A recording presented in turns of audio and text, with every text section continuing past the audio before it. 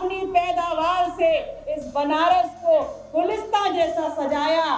आज वो बुनकरों के हाथ का हुनर लुट रहा है, वो किसानों की जमीन लुट रही है, हमारी संपत्ति, हमारी मेहनत की कमाई को लूटा जा रहा है। लोकसभा चुनाव को लेकर उत्तर प्रदेश में हर रोज नए समीकरण बन रहे हैं और टूट रहे हैं।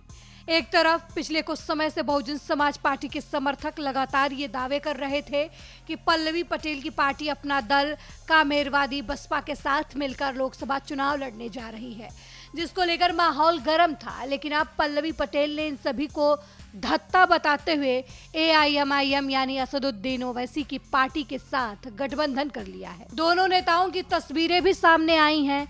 पल्लवी पटेल के साथ उनके पति पंकज निरंजन भी मौजूद रहे। बताया जा रहा है कि 3 दिन पहले पल्लवी पटेल ने हैदराबाद में असदुद्दीन ओवैसी से मुलाकात की, यानी 31 मार्च को इस गठबंधन को आखिरी रूप देने ओवैसी लखनऊ आए हैं।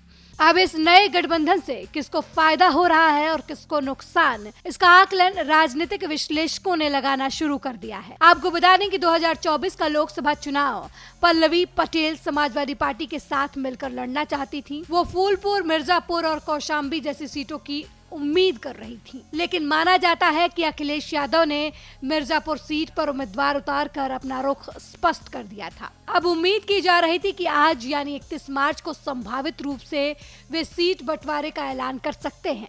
अब इस नए गठबंधन से उत्तर प्रदेश में समाजवादी पार्टी के लिए एक नई मुश्किल खड़ी हो सकती है। पल्लवी पटेल ने सपा के वोट बैंक में सेंध लगाने की मानो पूरी तैयारी कर ली है।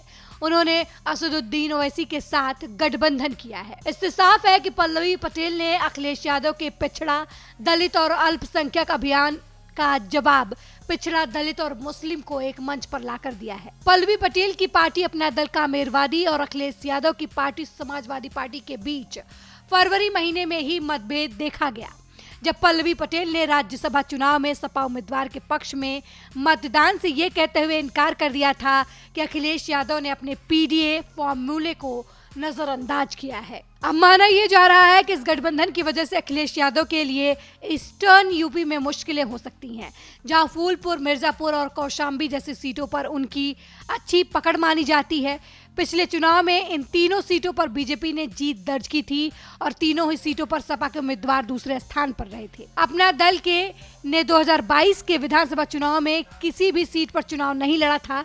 हालांकि पल्लवी पटेल ने सपा के टिकट पर चुनाव लड़ते हुए उप मुख्यमंत्री केशव प्रसाद मौर्य को 7,337 वोटों से हराया था। लोकसभा चुनाव 2024 के पहले चरण का मतदान 19 अप्रैल को है। इससे पहले हर पार्टी अपने गठबंधन को फाइनल करने में लगी है।